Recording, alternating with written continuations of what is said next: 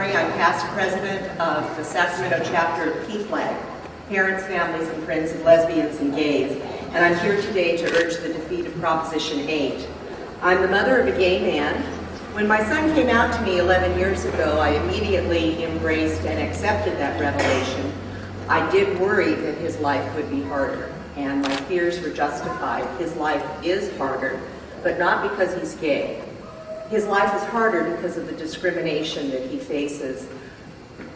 Worrisome at best, often unspeakably cruel, usually in the name of God, tradition, or family values. Every member of my valuable family is absolutely opposed to Proposition 8.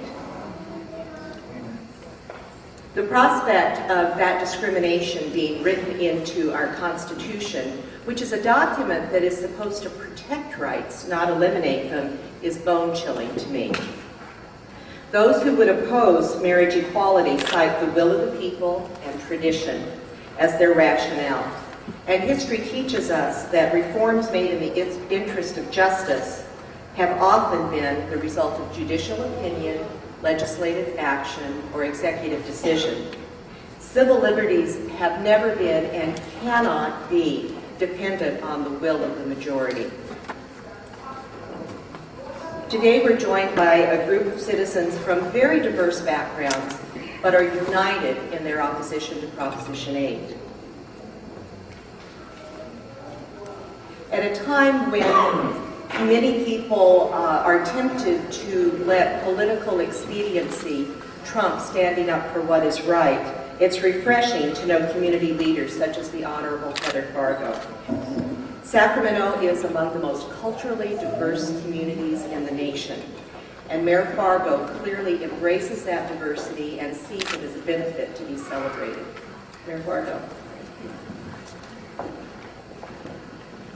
Thank you, Laura.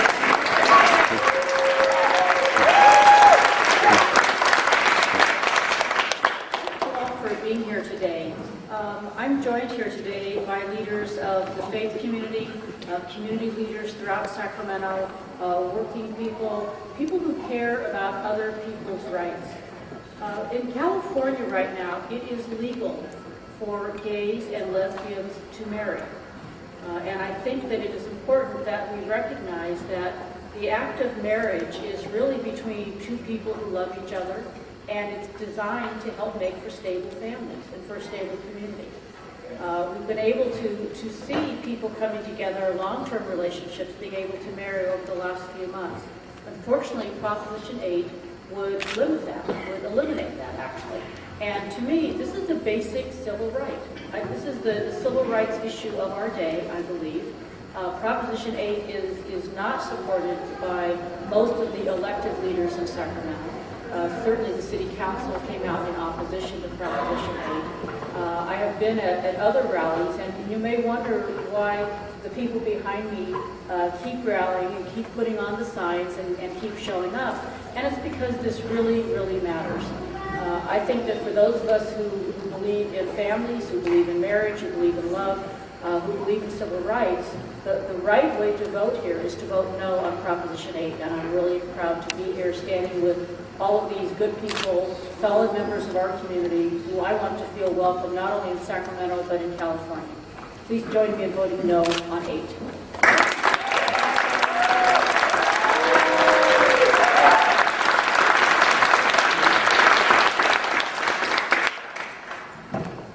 Terry Park chose a profession that requires her to put her life on the line for all of us to protect us.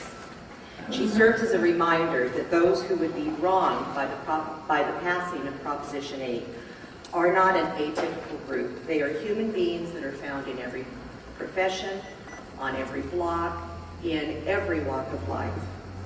And I'm very honored to introduce to you Terry Park, a firefighter in our community.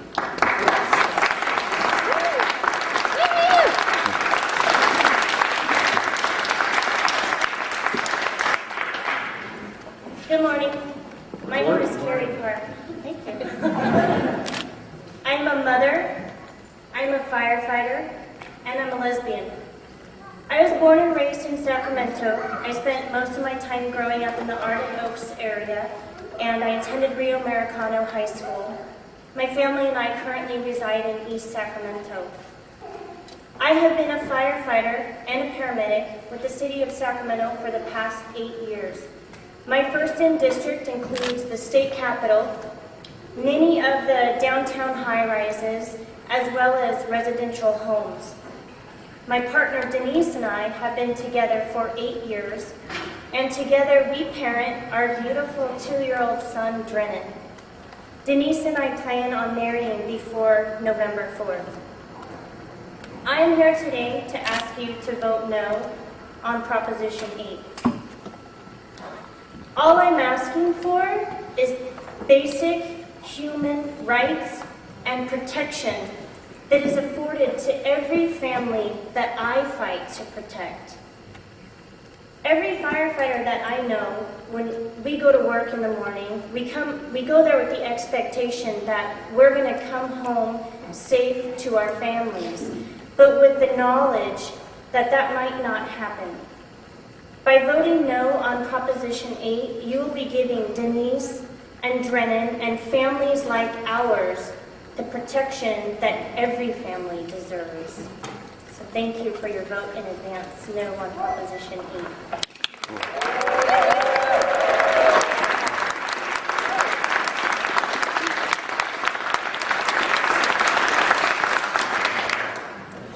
8. Labor unions have a long and proud history of rooting out injustice and advocating for fairness that goes beyond wage and hour issues. Unions have traditionally been at the forefront of every civil rights movement. Today, we have representatives from the California Nurses Association, the California Teachers Association, the American Federation of State, County, and Municipal Employees, and the Service Employees International Union Healthcare Workers West.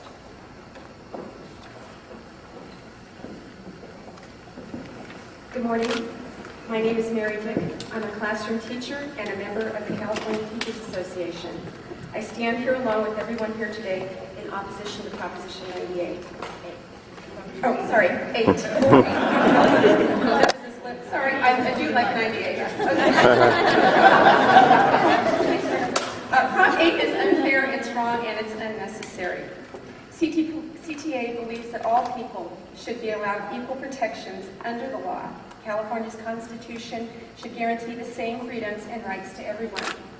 No one group should be singled out and have their rights taken away. Proposition 8 mandates one set of rules for gay and lesbian couples and another set of rules for everyone else. That's not fair. California laws should treat everyone equally.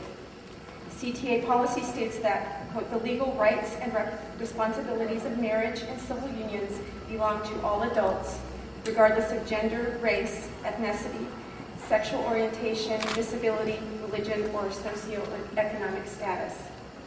And if you've seen the ads, don't believe them. We're asking voters not to believe the misinformation in the yes ads.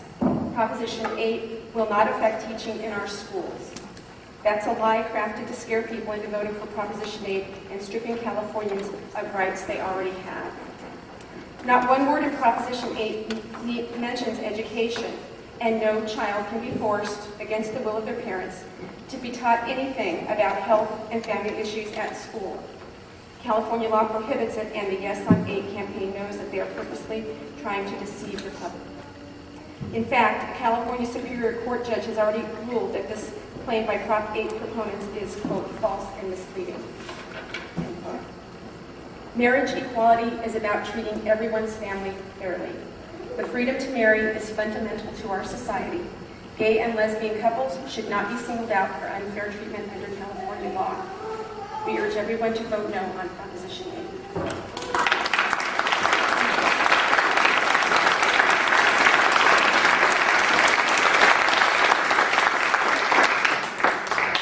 Good morning.